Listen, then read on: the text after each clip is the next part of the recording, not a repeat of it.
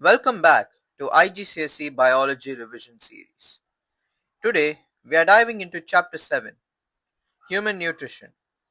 Ever wondered why you need to eat a balanced diet? Or how your body breaks down that pizza you had for lunch?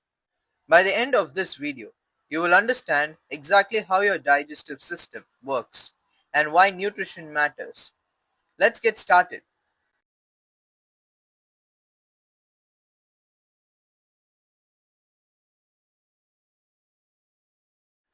First, let's talk about what makes a balanced diet.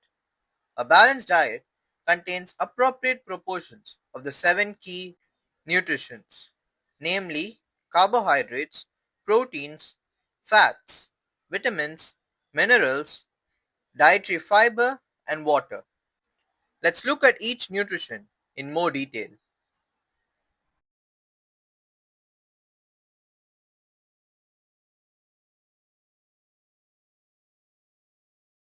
Number 1, we have the carbohydrates. It is found in foods like bread, rice, pasta, and potatoes. These are the main source of energy. They are broken down into glucose, which our cells use for respiration. Number 2, we have the proteins. Sources include meat, fish, eggs, beans, and dairy products. Proteins are essential for growth and repair of body tissues. They are made of amino acids, which are the building blocks your body needs. Number 3, we have the fats and oils, also known as lipids. It is found in butter, cooking oils, nuts, and oily fish. Fats provide energy storage, insulation to keep you warm, and protection for vital organs. Number 4, we have the vitamins. Although there are many vitamins present, like vitamin A, B, C, D, K, E, we will only look at two key ones, vitamin C and D. Vitamin C, found in citrus fruits and vegetables, help with a healthy skin, gums, and blood vessels. A deficiency causes scurvy, leading to bleeding gums and poor wound healing. Now, vitamin D. This is obtained from sunlight exposure and oily fish and is crucial for calcium absorption. Without it, you get rickets in children, causing soft and weak bones. Number 5, we have the mineral ions. Two critical ones are the iron and the calcium. Calcium is found in dairy products and leafy greens, needed for strong bones and teeth. Iron, from red meat and spinach, is essential for making hemoglobin in red blood cells. An iron deficiency causes anemia, making you tired and weak. Number 6, we have the dietary fiber or roughage. Found in whole grains, fruits, and vegetables, fiber helps move food through the digestive system and prevents constipation. Number 7 is water.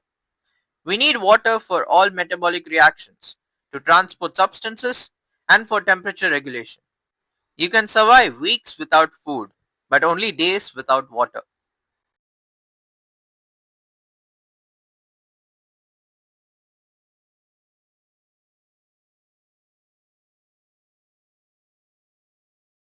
But here's the thing, not everyone needs the same amount of food. Energy requirements vary based on several factors, like activity levels, age, and pregnancy. Activity levels matter hugely. An athlete training daily needs far more energy than someone with a desk job. Age is another factor. Growing teenagers needs lots of energy and protein for growth. Elderly people generally need less energy as they are less active. Pregnancy dramatically increases the energy needs. Pregnant women needs extra nutrients to support their growing fetus, especially protein for tissue development and calcium for bone formation.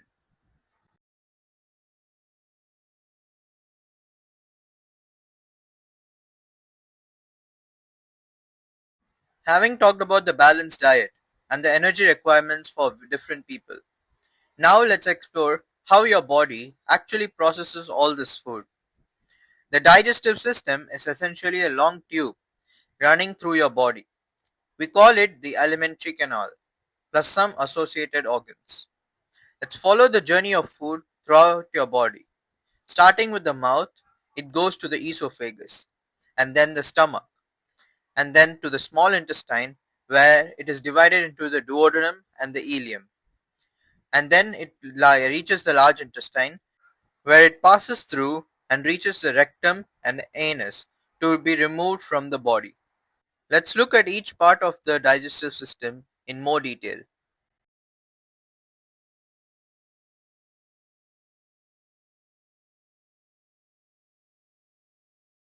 Starting from the mouth. This is where it all begins. Your teeth physically break down the food. We call this mechanical or physical digestion.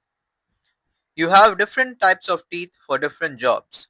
Incisors for cutting, canines for tearing, the premolars and molars for grinding and crushing.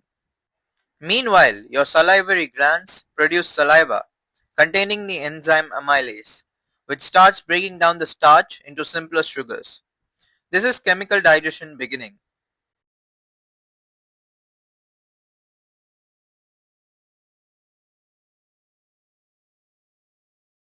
Talking about the different types of teeth present in your mouth, we need to know the structure of the teeth.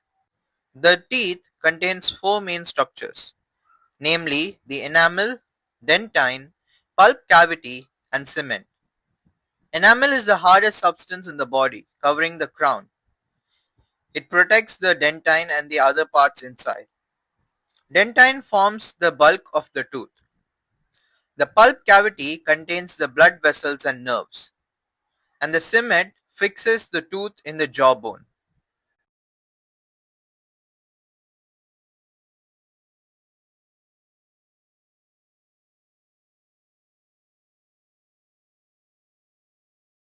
The next organ where food passes through is called the esophagus. Food doesn't just fall down to your stomach.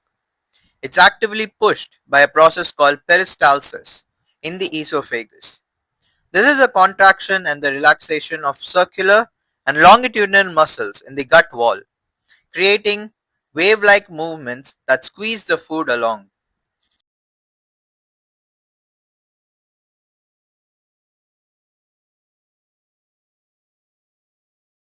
Up next, we have the stomach. This is like a muscular bag that churns food, mixing it with the gastric juice. The stomach produces hydrochloric acid, which kills the bacteria and provides the acidic pH needed for the enzymes.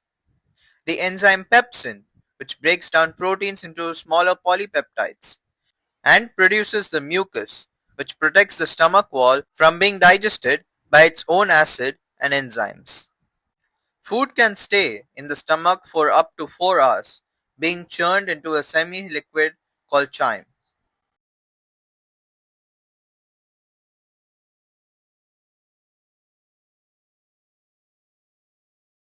Moving on to the next organ, we have the small intestine.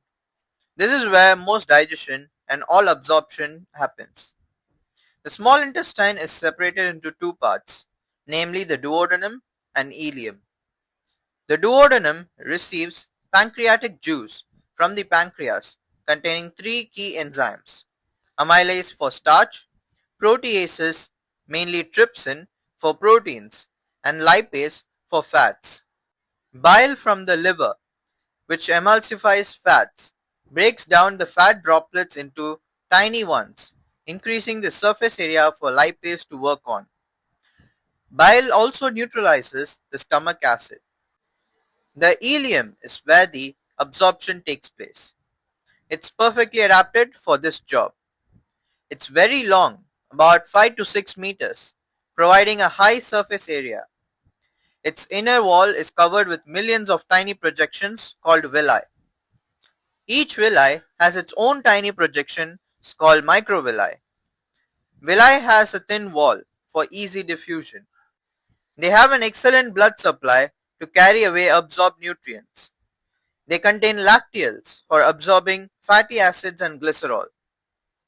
Glucose and amino acids are absorbed into the blood capillaries and transported to the liver. Fatty acids and glycerol, however, are transported into the lacteals before reaching the liver.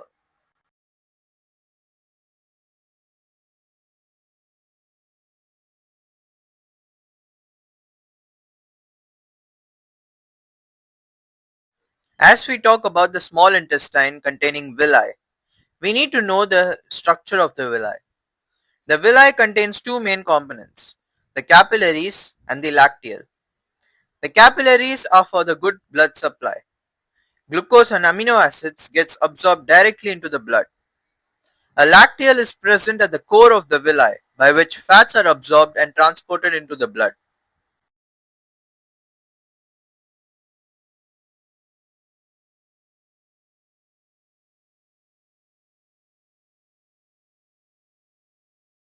The food then enters the large intestine, also known as colon.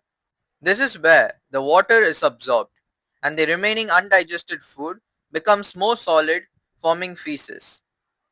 This is also where the gut bacteria live, producing some vitamins. Finally, the feces are stored in the rectum and expelled through the anus during egestion.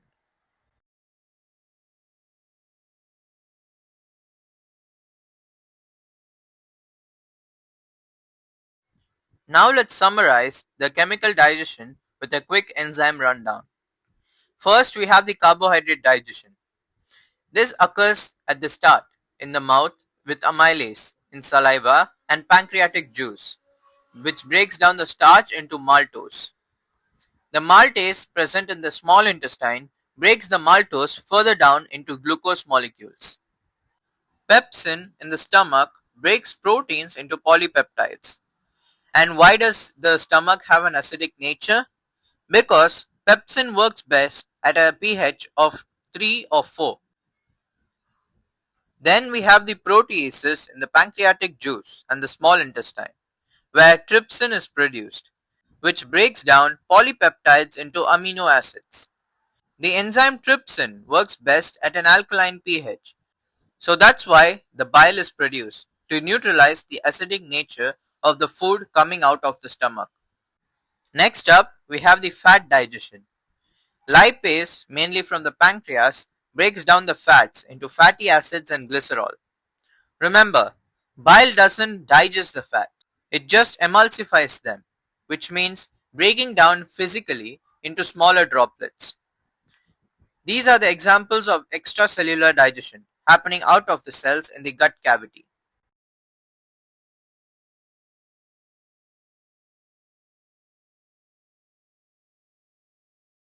The last topic of this chapter is the absorption and assimilation. After the digestion, nutrients needs to be absorbed and used by the body.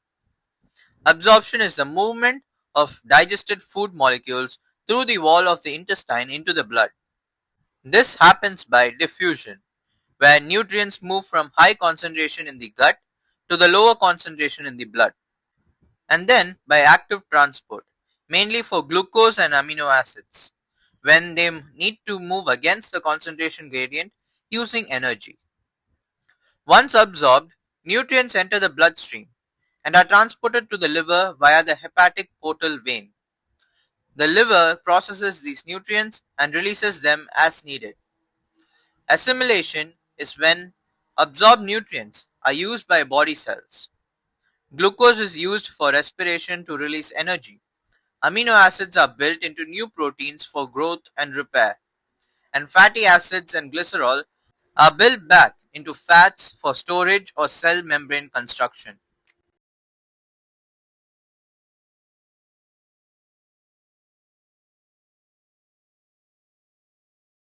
And that brings us to the end of chapter 7, Human Nutrition.